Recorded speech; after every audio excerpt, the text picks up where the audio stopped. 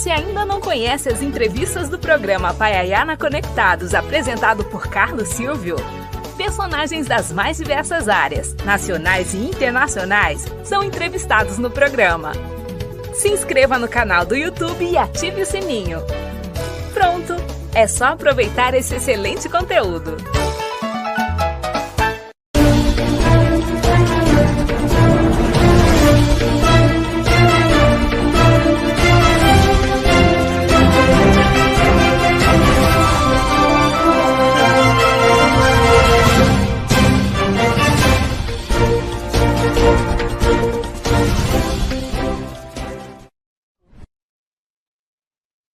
Olá, pessoal, eu sou Carlos Silva e seja bem-vindo à edição 374 do programa Paiaiana Conectados, hoje, 26 de junho de 2024. Claro que você pode conferir todas as nossas outras entrevistas lá no site exclusivo do programa, que é paiaianaconectados.com.br, onde você encontra também os nossos colunistas, o escritor Darlan Zurk, o jornalista e pesquisador de cultura Assis Ângelo, o também jornalista e crítico musical Sérgio Martins e José Neumann e Pinto, jornalista e poeta. Vamos tratar aqui de um tema importante hoje com dois convidados para lá de importante. Eu vou apresentar aqui o meu primeiro convidado. Ele é acadêmico, psicólogo, psicanalista, jurista e escritor. É doutor em psicologia pela Universidade Mackenzie, graduado em psicologia pela Universidade Católica de Santos, em serviço social pela Pontifícia Universidade Católica de São Paulo e em direito pela Universidade Federal Fluminense. Professor e coordenador do curso de mestrado e dos cursos de pós-graduação e ato sensu em direito privado, presidente nacional do Instituto Brasileiro de Direito Contratual, presidente do Instituto Brasileiro de Direito da Família em São Paulo, é autor de mais de 2.000 trabalhos, entre estes, mais de 60 livros, ensaios, crônicas, palestras publicadas no Brasil e no exterior.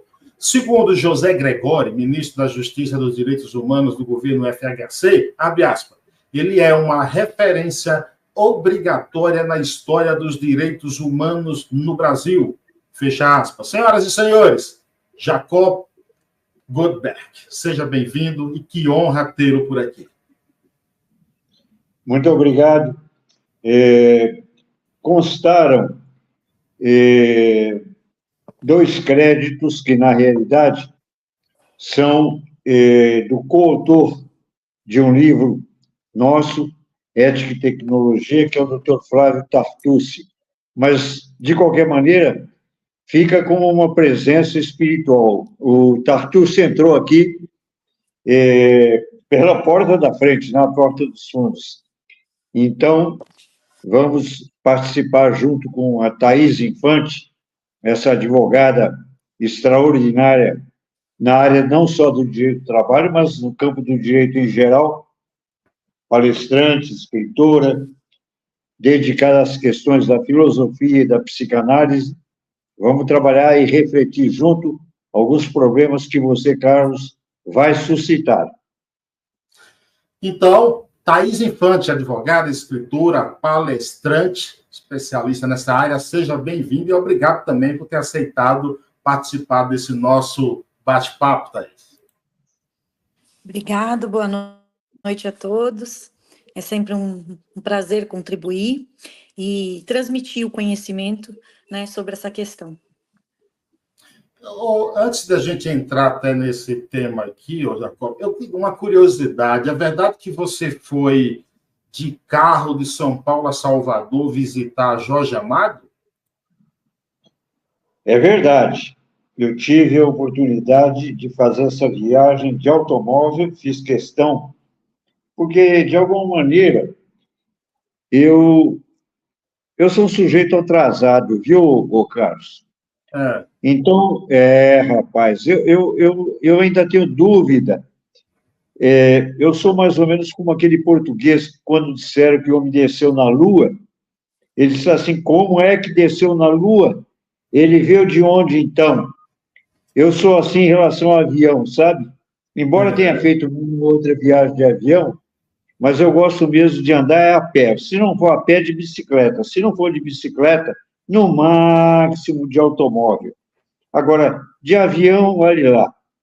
Então, fiz, sim, essa viagem para estar com o Jorge Amado, tivemos longa conversa, depois com a mulher dele, com a Zélia Gattai, a saudosa Zélia Gattai, e com a filha dele, com a Paloma Amado, tivemos juntos, aliás, também com o saudoso escritor Carlos Heitor Coni, o grande escritor, cronista contra a ditadura de 64, no Jornal do Brasil, na Feira do Livro. Enfim, foi um conhecimento extraordinário, com esse que, na minha opinião, talvez tenha sido, depois de Guimarães Rosa, o maior escritor brasileiro. Olha que Guimarães Rosa foi grande, não foi? Guimarães Rosa foi um gigante. Guimarães Rosa, na minha opinião, foi tão grande que não cabia no Brasil e talvez não coubesse no planeta Terra. Eu só comparo com Shakespeare. A obra de Guimarães Rosa é eterna, porque ele criou uma nova língua. Ele não escreveu em português, ele inventou uma língua, a língua do Grande Sertão. Exato, exato. Você falou em português, é verdade que você só fala português, você não fala outro idioma? É verdade. Eu nunca fui um poliglota, eu sou um monoglota. Eu só falo português. A Thaís desapareceu, fugiu? Eu acho que ela está ajeitando a imagem aqui, voltou. Eu acho que ela tentou fugir. Thaís fugiu, hein? Mas eu estava dizendo que eu sou monoglota, só falo em português. Então, quando eu vou dar aula, eu fui dar uma aula na Faculdade de Medicina em Londres, o diretor começou a falar comigo em inglês. Eu respondi em português. Eu disse, eu não falo em inglês. Aí ele conversou com um amigo nosso, que era um professor, por sinal, da Bahia, e disse, mas o Dr. Goldberg não fala em inglês? Isso vai dificultar. E eu disse, bom, se isso dificultar, eu prefiro voltar para o Brasil, voltar para Juiz de Fora, e só dou aula lá em Mineirês. Muito bom, muito bom. Eu quero colocar a Thaís na conversa e eu lanço aqui uma pergunta aos dois. Direito e a psicanálise, é impossível viverem separadas? O que você acha, Thaís? Eu acho que a psicanálise ela está presente em todas as áreas, né? Principalmente a do direito. Então, elas caminham sempre em paralelo e é de suma importância a psicanálise para todas as questões, né? Principalmente no direito. A gente tem diversos aspectos, né, que a gente consegue pontuar, né, direto ou indiretamente, essa área da psicanálise. Então, eu diria que elas têm que conviver sempre juntos, né? Separados, eu acho que fica diria até impossível, né? Diante de tanta afinidade que que percorre a psicanálise como um todo. Eu concordo com a Thaís. Eu acho que existe uma gemelação. São ciências gêmeas. E talvez até univitelinas. Não dá para você interpretar o comportamento humano sem a ferramenta do estudo do inconsciente. Você não pode ficar só na objetividade. Tanto o juiz de direito como as partes, todos os elementos no processo têm que ser analisados também sob a ótica da subjetividade, daquilo que a gente desconhece do comportamento humano. A pergunta mais comum, eu creio que a Thaís vai concordar comigo, que a gente ouve em casos dramáticos, legais é: meu Deus, por que que eu fiz isso? Ora, se ele não sabe por que que fez, é porque não estava no patamar da intenção. Estava dentro da pretéria intencionalidade. E essa é acionada pelo inconsciente. Então, é importantíssimo. Eu, uma vez, assisti uma aula do saudoso, do maior criminalista do Brasil, professor Nelson Gria. Aliás, só de curiosidade, pessoal, eu queria dizer que o Nelson Gria era o contrário da minha pobreza linguística. Ele falava tantas línguas que, quando ele dava uma aula, ele ia passando, ele começava em português, passava por inglês, ia para o francês, voltava para o alemão. Era impressionante. Aliás, ele nunca deu uma aula sem ser interrompido por salva de palma várias vezes por parte dos alunos. O pessoal levantava e dava uma salva de palma para o Nelson Gria. E ele dizia que todo advogado deveria ser obrigado a estudar psicologia. Isso é a maior explicação para a gente conseguir entender o nosso inconsciente, estudar psicologia?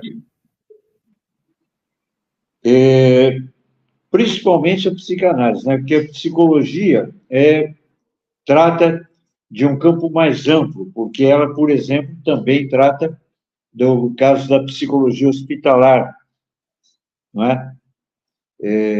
A psicanálise é a variante, eu diria assim, não, a variante não.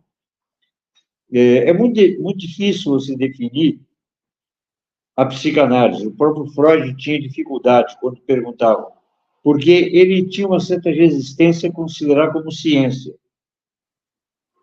E, na realidade, eu acho que ela fica no campo ambíguo entre a arte, a ciência, e eu, particularmente, empresto uma outra dimensão, que é da imagética, que é o estudo proporcionado nos últimos anos pelas conquistas da tecnologia de informação, inclusive da inteligência artificial.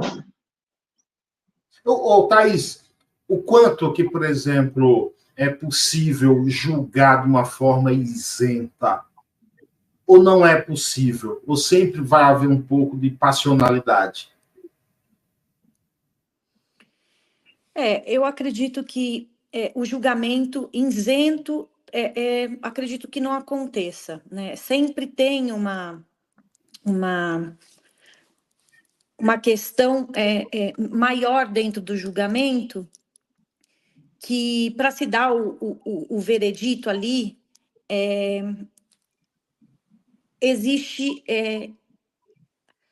o subconsciente, né? Que o juiz tenta trabalhar nas entrelinhas do que ali estão sendo postos, de uma forma mais incisiva, para tentar extrair aquela informação, até que ponto ela, de fato, é só aquela fala que foi dita ali na presença do juiz, ou se, de fato, tem mais algumas questões que podem ser abordadas, onde entra a questão das perguntas, das questões mais subjetivas que o juiz tenta ali, na ocasião, extrair, né, das partes que estão presentes.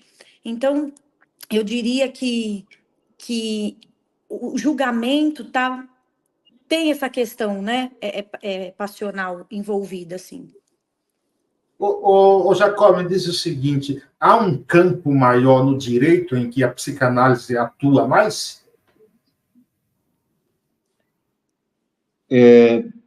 De maneira geral, a psicanálise está presente em todas as contingências humanas, em todas as contingências humanas. É uma linguagem que foi interpretada por Freud. Hoje, eu e a Thais estávamos conversando exatamente sobre isso. O impacto civilizatório que significou a descoberta do enigma do inconsciente por Freud. A humanidade pode também ter a sua cronologia dividida em AF e DF, antes de Freud e depois de Freud. Porque, veja, o esquimó tem inconsciente, o japonês tem inconsciente, o baiano tem inconsciente, o homem da caverna tinha um inconsciente. Então, ela é atemporal e inespacial. Se você entende o inconsciente, você é capaz de compreender o outro, seja o seu amigo ali ao seu lado e o seu inimigo. Agora, me diz uma coisa, quando a gente vê casos de crimes aí tão perversos que chocam a humanidade, em que estado se encontra uma pessoa dessa? E acrescento, é possível uma pessoa dessa se recuperar, se ressocializar? Qual a opinião de vocês dois? Quer dar a sua opinião, Thais? Eu acredito que é possível, sim, se reabilitar, né?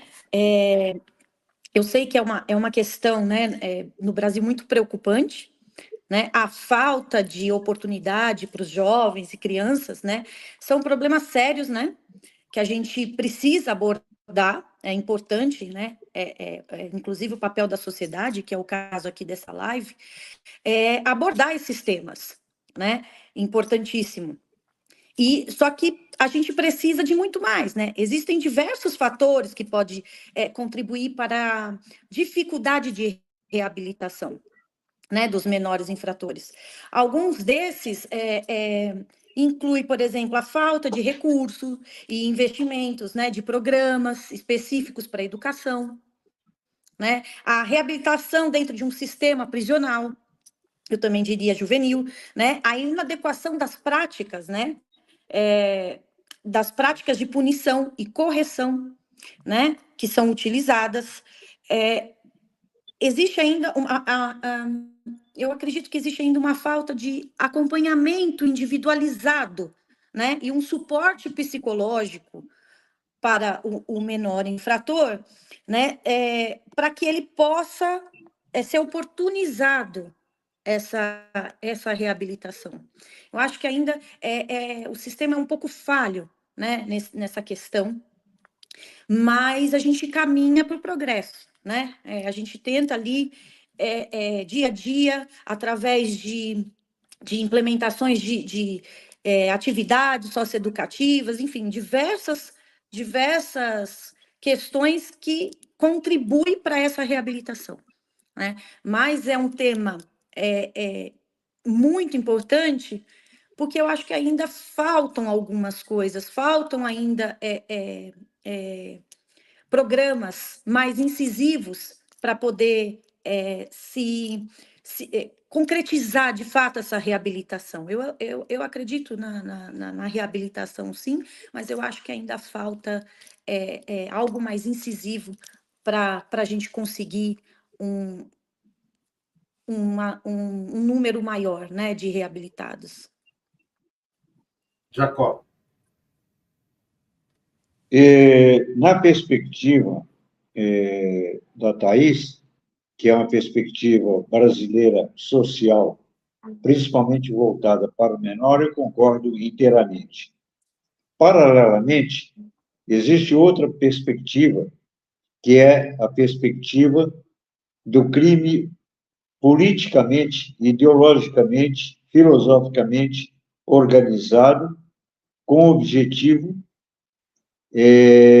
bélico, de destrutividade. Explicando bem, a generalização nas questões de comportamento sempre é muito complexa. Mas nós temos visto, principalmente, nós tivemos recentemente a tristeza de nos depararmos com o que aconteceu no dia 7 de outubro. Dia 7 de outubro marca, na minha opinião, na história do crime, 7 de outubro é uma data que divide, de certa maneira, a questão do crime, porque ultrapassou o comportamento monstruoso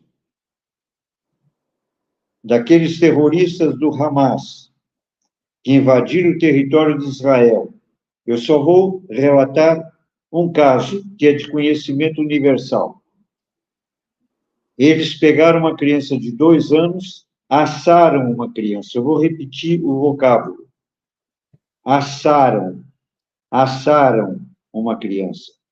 Colocaram no forno e assaram. Fizeram um vídeo e mandaram para a mãe da criança.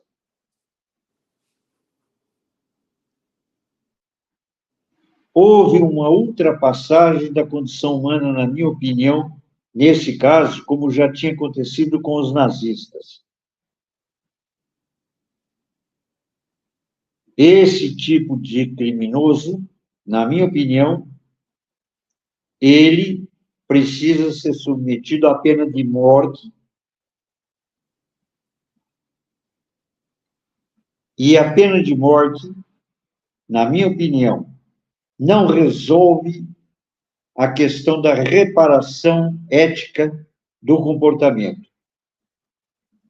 Eu diria para você que esse ser, que eu não considero um ser humano, eu considero um monstro, e eu acredito em monstros, esse indivíduo, quando enterrado, a terra repele, a terra se recusa a recebê-lo. Então ele vai vagueando pelo inferno. É dessa maneira que eu enxergo comportamentos como esses dos terroristas do Hamas. Como criminosos que frequentemente a gente percebe. Ontem mesmo estava assistindo um programa de televisão e estavam relatando o caso, parece que, não sei se é de médico, enfermeiro, mas que teria estuprado uma menina na UTI. Você vai qualificar esse comportamento dentro de um esquadro humano? Eu não. Eu não sou hipócrita para dizer que esse indivíduo é um ser humano. Ele ultrapassou os elementos de espiritualidade que constituem a ética do humano. Thais, você falou aí em investimento, em estrutura até do Estado, para que a pessoa tenha condição de melhorar. Eu, por exemplo, eu nasci na roça, né? Então, até os meus 21 anos e meio de idade, eu não tive luz elétrica, não tive água encanada, não tive televisão. Eu vim dormir em cama pela primeira vez após os 22 anos de idade e aprendi muito com meu pai que não queira R$1 que não seja seu, né? Eu não tive essa estrutura toda. A minha vontade de começar a ler, quando eu chego aqui em São Paulo em 99, eu começo a gostar da leitura através de um jornal de esporte chamado Lance, que eu lia tudo sobre futebol, me levou a ter uma consciência maior das coisas. A gente, às vezes, não usa muito também essa questão da vitimização para encontrar desculpa para as coisas erradas, e você consegue enxergar uma real intenção dos políticos em acabar com a miséria? Olha, eu acredito que existem, sim, né, pessoas com esse propósito de acabar com a miséria, só que é um sistema muito amplo, né? É lutar contra uma força difícil, né? Mas a gente encontra pessoas, no caminho, nessa luta, a gente encontra pessoas que abraçam a ideia de um futuro melhor, né? De uma aposta, de uma construção melhor, de um Brasil melhor. Difícil é quebrar os paradigmas que já se tem, né? De que o errado passa a ser o certo. Essa é a parte mais difícil, né? Quando a gente consegue encontrar pessoas que têm essa vontade, que têm essa força para tentar fazer diferente, para tentar melhorar, é barrado, é tirado de cena. Então, a gente ainda está refém de um passado político que faz vista grossa para melhorar tudo isso, né? A gente sabe a potência que é o Brasil.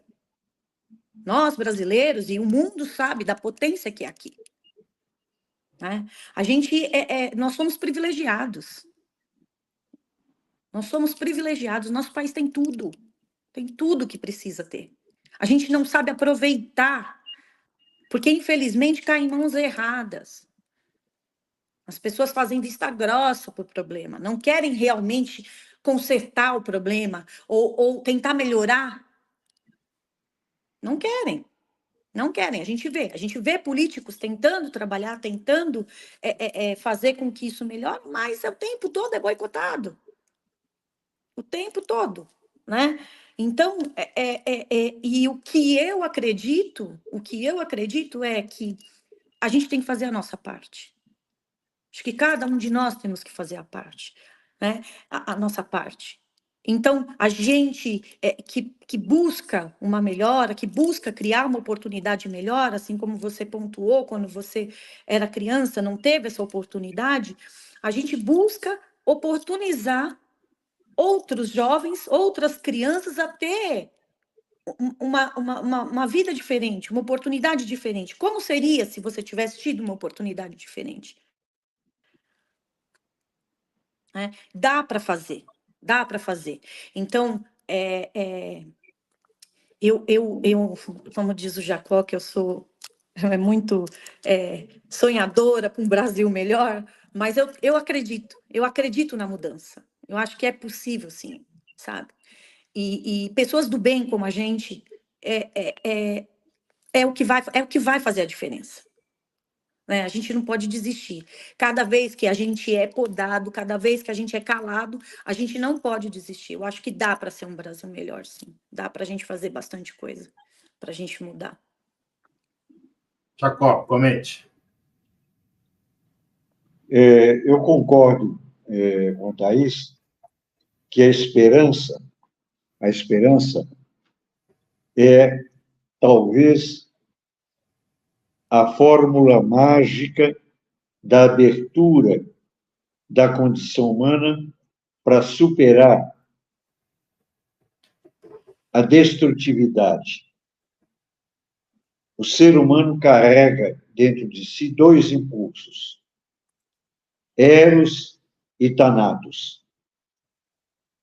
A vontade de viver e a vontade de morrer. Existe um eterno conflito no psiquismo do ser humano. Você vê isso desde a infância. A criança que pega o brinquedo e tenta colocar as peças no quebra-cabeça. E essa mesma criança, às vezes, no impulso, vai e desmonta o brinquedo. E acha graça. É preciso educar essa criança. É preciso educar o adolescente, o adulto. É preciso educar a sociedade. A questão toda é que a oligarquia não tem interesse nenhum em educar a sociedade. Pelo contrário, tem interesse em deseducar. Tem interesse em ser tolerante com as drogas, tolerante com toda a ordem de crimes, com a ignorância. O poder se faz através da ignorância. Metade do produto interno do Brasil, metade da riqueza do Brasil inteiro, metade está na mão de 5 famílias. O PIB, portanto, do Brasil é dividido. 5 famílias são proprietárias de metade da riqueza. E a outra metade é distribuída por toda a população. Está certo isso? Está certo isso? Entra governo, sai governo e continua dessa forma. Essa relação sadomasoquista tem que terminar na sociedade brasileira. E isso não vai se fazer com ideologias hipócritas.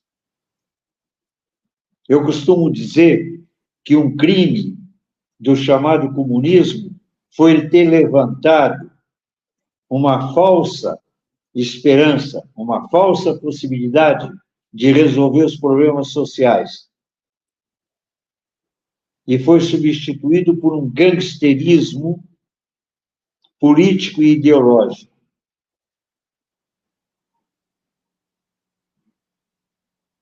Sim. Um dos meus primeiros livros eu dediquei a Cuba, de Fidel Castro. Fidel Castro era um advogado jovem que fez a revolução contra o ditador em Cuba, o ditador Batista. Ele alegava um ideal visionário. Eu dediquei um livro para ele, A Cuba de Fidel. Logo que ele tomou o poder, em muito pouco tempo, ele deixou os ideais de lado e ele disse que se transformou em generalíssimo, marechal. Ele que havia feito a revolução, dizendo que era uma revolução da inteligência. Então, nós temos que entender, na minha opinião, que o grande desafio do Brasil passa pela cultura, pela inteligência, pela distribuição da riqueza através do talento, do desenvolvimento social. Este é o grande desafio nosso. Não pode ser monopólio de alguns, de poucos, a ideia soberana do poder. Democracia significa, na verdade, uma distribuição e participação na sociedade dos destinos comuns do Brasil. Eu tenho andado muito pouquinho pelo mundo. O pouquinho que eu ando, eu não conheço nenhum povo tão cordial como o brasileiro. Em compensação, o índice de violência e crime no Brasil é um dos maiores do mundo. Como é que você explica esse contraste? É um povo bom, um povo cordial, e o índice de crime tão alto. Eu acho que é resultante exatamente dessa formatação alienada do poder. Você está andando de automóvel na rua, o sujeito buzina atrás de você. Ele está vendo que não tem oportunidade, não tem condição de você acelerar o carro, mas ele faz questão de buzinar. É a mentalidade da desordem. Eu dei um depoimento na CPI da violência urbana no Senado Federal. E eu falei que um dos grandes problemas da nossa sociedade é a microviolência. É a violência quando você entra no elevador e o sujeito olha para o decote da mulher de maneira lasciva, desrespeitando a privacidade íntima, moral daquela mulher. Quando o sujeito destrata uma criança, ou um idoso, ou mesmo alguém nas mesmas condições, essa microviolência, ela é a mãe e o princípio da macroviolência. O sujeito começa a fazer bullying na escola contra o seu filho. Não é punido. Mais tarde, esse sujeito vai cometer um outro crime, e outro, até finalmente chegar ao homicídio, à aniquilação do outro.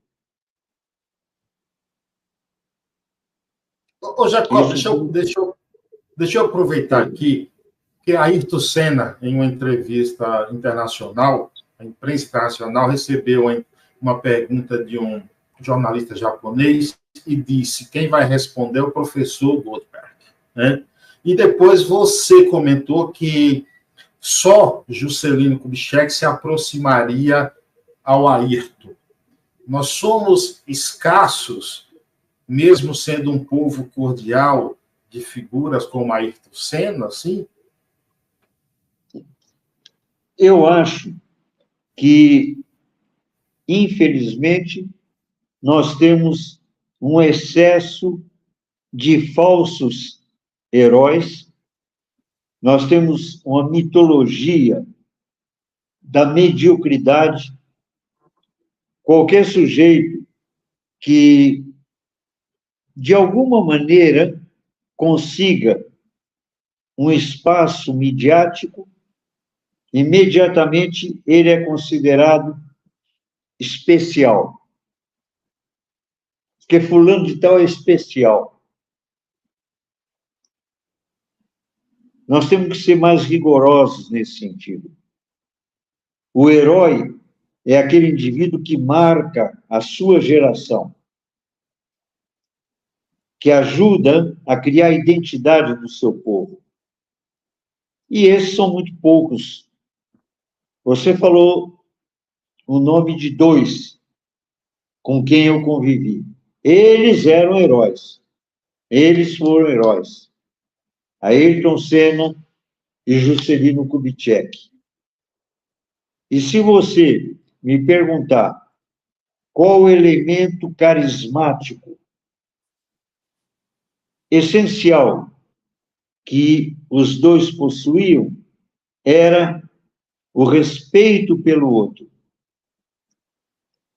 No convívio que eu tinha, eu percebia a humildade de Ayrton Senna e de Juscelino. Eu poderia passar a noite contando alguns causos, como bom mineiro que sou. Eles eram humildes.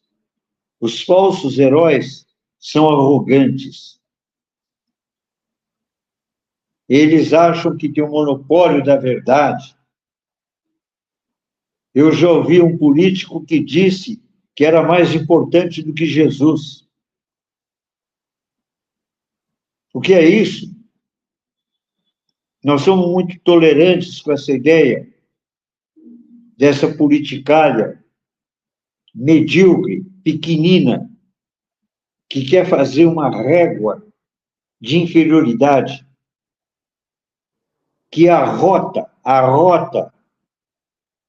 cospe na sua cara quando fala e se considera um gênio da raça, se considera um ser superior. Não! Os indivíduos excepcionais são aqueles que, através da humildade, superam a soberba. É só você lembrar da música que consagrou a vida e a morte de Juscelino Kubitschek. E o mesmo cantor-chão que acompanhou Ayrton Senna.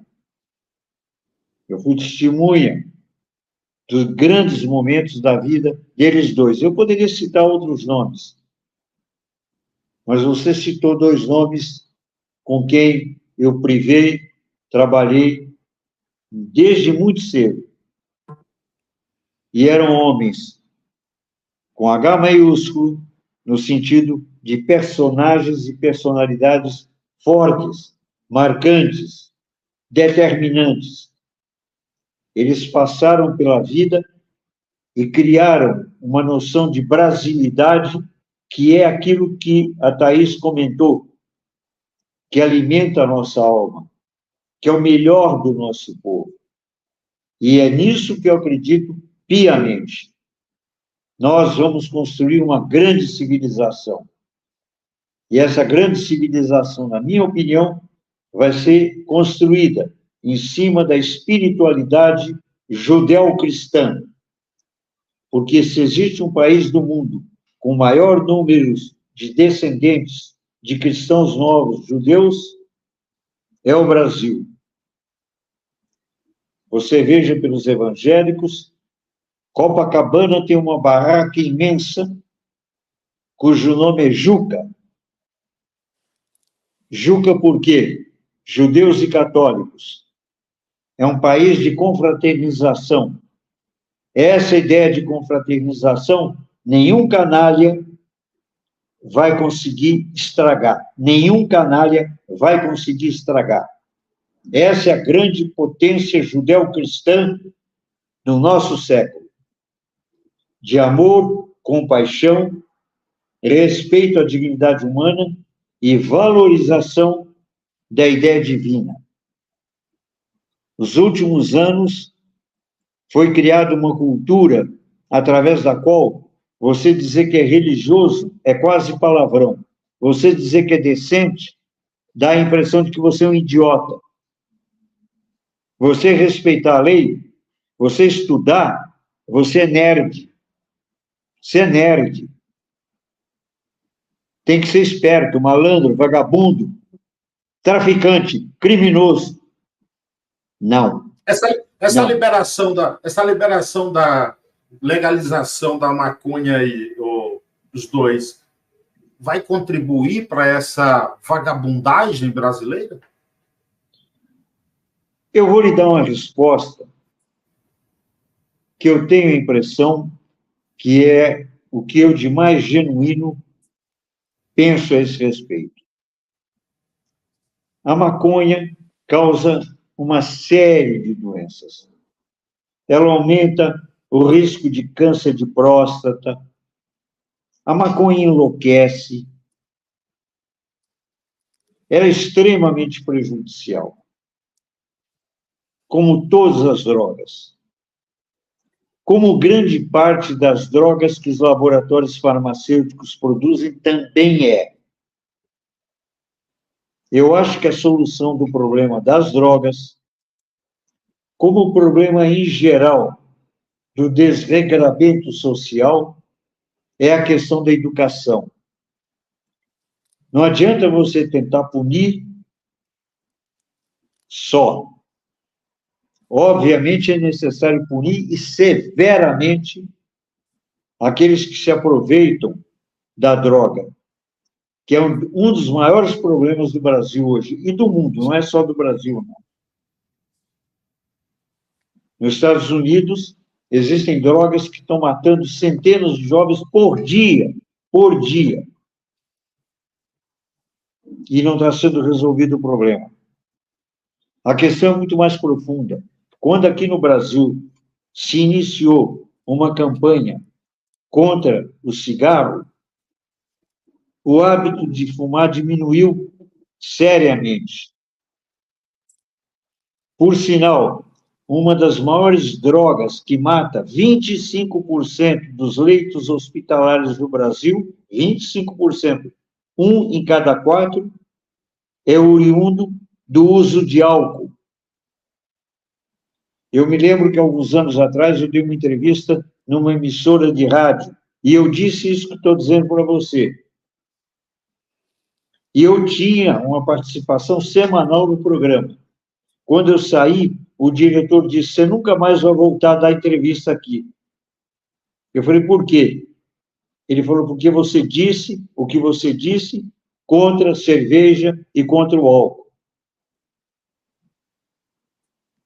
Se você me perguntar, você é favorável à proibição? Não é questão de ser favorável à proibição. A proibição só não resolve. É preciso educar. Quando é que no Brasil houve uma campanha nos grandes órgãos de divulgação e comunicação de massa em relação ao álcool? Pelo contrário, você vê que eles perdem dinheiro, né? Você vê o tempo inteiro a associação do uso da cerveja com alegria. Mentira! Você toma muita cerveja, estraga teu fígado. Você acorda péssimo. estraga a vida, estraga a saúde. Grande parte dos crimes são por causa do uso do álcool, são por causa do uso de droga. Existe alguma campanha? Eu nunca assisti permanente. E por que não existe? Porque os órgãos de comunicação e cultura de massa são de balcão de negócios. Thaís. Eu diria que seria, né, fundamental que o Estado, de uma forma efetiva, deveria proteger, né, e promover, inclusive, o direito, né, das crianças, do adolescente, do cidadão como um todo, para garantir para ele um ambiente seguro, um ambiente saudável para o desenvolvimento. Permitir a introdução, né, dessa liberação do uso de droga, da maconha, afronta, né, esse direito fundamental. A sociedade também tem um papel, né, importante nessa questão, nesse processo. Já, através de campanhas de conscientização, né, de apoio, de projetos sociais, denunciando situações de violação de direitos infanto-juvenis, visualizar a liberação, permitir a liberação da maconha, tem muito mais nas entrelinhas. Nós estamos falando da liberação numa vida adulta, né? Mas quantos menores, quantos adolescentes vão conviver com isso? Vão iniciar, vão inaugurar a sua vida tendo acesso a esse tipo. Porque como que vai se fiscalizar? Como que vai ser possível proibir isso dentro da casa? Então, cabe a nós, cidadão, cabe a nós pais, educadores, dizer não. Quantas coisas são permitidas que a gente vai no desencontro do que a gente acha que seria certo? E nem por isso, né, a gente agrega. Claro, nada do que afronta a lei, mas aquilo que você entende como errado, e o caso é a liberação da maconha, cabe à sociedade, cabe aos pais, aos tutores, aos educadores, dizer não. Porque a base para a introdução da criança é a educação. E não a permissão de um uso, ou de ter acesso. Já é ruim a gente visualizar uma criança, a gente já vê a quantidade de traumas que a criança que convive com o álcool, um pai que tem problema com o álcool, um familiar, ou um conhecido que tem problema com o álcool. Já é ruim o exemplo do cigarro. A gente sabe que, para o menor, o que prevalece para o menor? O exemplo. É o exemplo. Ô, Thaís, a gente está falando aí de um ponto de... A gente está falando do ponto de vista da humanização. A justiça também precisa de uma transformação por essa ótica? Ah, sem dúvida. Sem dúvida. A justiça, eu acredito que é uma discussão ainda, que se está no início. Muitas repercussões vão surgir. Vai acontecer situações que vai exigir que a lei se reformule, né? Então, eu diria que a gente precisa, sim, né, estudar, se de fato se for validado, estudar mecanismo, como que será esse comportamento, como que será essa permissão, até que ponto se permite. E de quem compra? Quem fornece a nota fiscal? Né? O traficante que for... Porque, por exemplo, vai comprar na farmácia, quem vai fornecer para a farmácia? O traficante? Exato. Então, assim, é um produto ilícito, para começar. é um produto ilícito. Como seria essa venda? Como seria a repercussão disso? Nós estaríamos dando aval? Estaríamos dando aval para regularizar a vida do criminoso? Vamos oficializar, vamos regimentar e vamos colocar, viu? É um trabalho. É um trabalho. Agora é um trabalho digno, inclusive. Legal. Então, beira a injustiça, sabe? Permitir. Beira a injustiça permitir. A gente é privado, porque a gente busca tanta coisa boa e a gente se depara na contramão. Na contramão. Na contramão. Eu ainda insisto que a base disso cabe a nós, educadores, tutores, pais, responsáveis, a sociedade como toda, dizer não. Se é permitido, mas é não. É não. Ô, Jacó, a espécie humana não deu certo?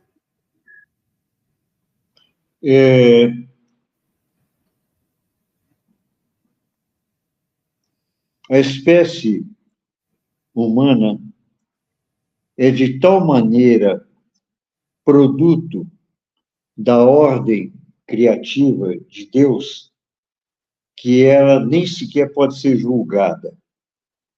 Nós temos que julgar cada indivíduo particularmente. No judaísmo existe um princípio que eu creio que é um conteúdo extraordinário. Cada ser humano é um mundo. Um mundo. Tanto é que um rabino dizia que quando morre uma pessoa, é como se um mundo morresse. A sua mãe, uma vez um presidente da República do Brasil, disse que ninguém era insubstituível. No dia seguinte, eu respondi para ele, numa entrevista para a Folha de São Paulo, dizendo que era o contrário, que ninguém é substituível. Cada um de nós é original. Eu não sou igual a você, ela não é igual a mim, ninguém é igual a ninguém. Ninguém é igual a minha mãe. Ninguém vai substituir minha mãe, nem meu pai, nem meu filho, nem meu irmão, nem eu. Nós fomos feitos à imagem e semelhança de Deus. A imagem e semelhança de Deus. Então, nós somos muito importantes, muito poderosos. Cada ser humano. Eu detesto a ideia de multidão. Quando alguém vira e fala, porque o nosso povo... Que povo, porra? Que povo, porra? Eu não sou povo, eu sou eu. Você é você. Essa ideia de massificação, isso é o princípio do totalitarismo, do coletivismo. Nós somos indivíduos insubstituíveis, importantíssimos.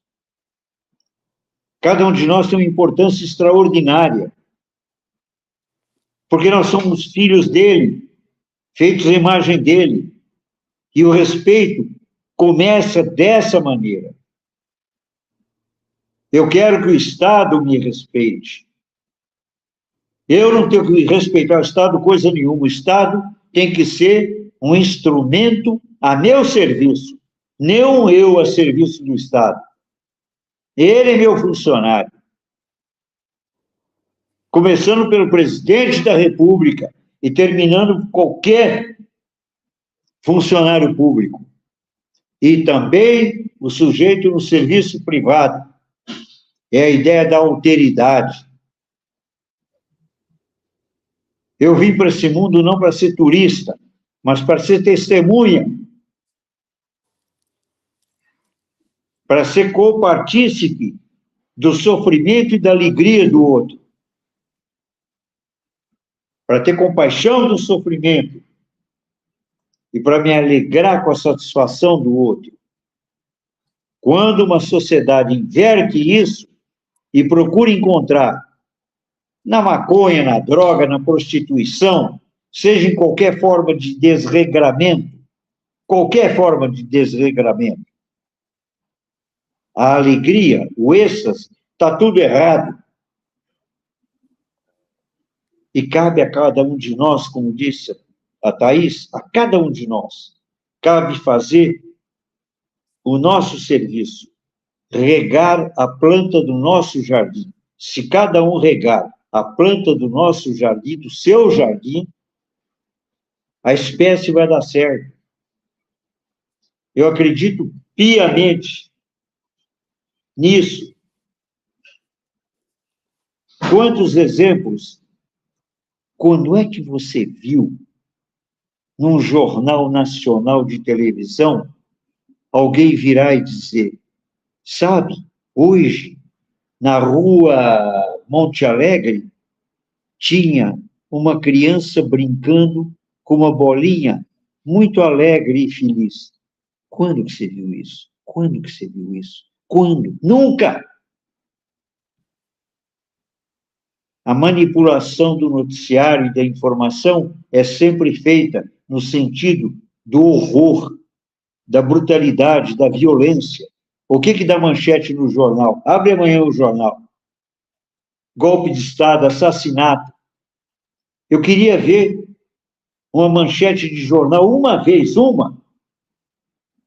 Ontem, um homem e uma mulher se amaram. Não. Ontem, um homem assassinou a mulher com 18 facadas. Você nunca viu uma manchete dizendo a mulher deu um beijo carinhoso no filho dela? Eu nunca vi isso. Eu nunca vi. Se você assiste um programa de televisão, você acha que o mundo vai acabar meia hora depois. É só tragédia, incesto, violência, golpe, a natureza que está acabando. É o interior do Texas, que o calor matou 18 pessoas. Como assim? Mas eu fui aqui na rua, estava cheio de gente dando risada. Por que não noticia isso? Porque a alegria não dá notícia? É preciso inverter as programações intelectuais e culturais da informação. É preciso educar e reeducar. É preciso imprimir uma noção ética e estética para a nossa vida. O Fernando Capês diz que você dedicou a sua trajetória ao crescimento do ser humano. Essas reflexões encontramos no seu livro Direito no Divã, Ética e Emoção, organizado pelo Flávio Goldberg. O Flávio, logo que ele se formou em Direito, ele chegou para mim, eu já estava me dedicando à psicanálise, chegou para mim e disse, ô pai, eu vou organizar todo o material legal, jurídico seu, fazer a compilação e publicar. E publicou o Direito no Divã de uma maneira lógica. O livro acabou ganhando o prêmio Jabuti. Eu acho que, enquanto advogando, ou enquanto psicanalista, ou enquanto assistente social, em cada condição minha, eu errei muitas vezes. Muitas vezes. Principalmente errei quando acreditei em falsos mitos e falsos heróis, falsas ideologias. Mas eu não me arrependo, porque, na realidade, eu me engajava com o entusiasmo idealístico da fé.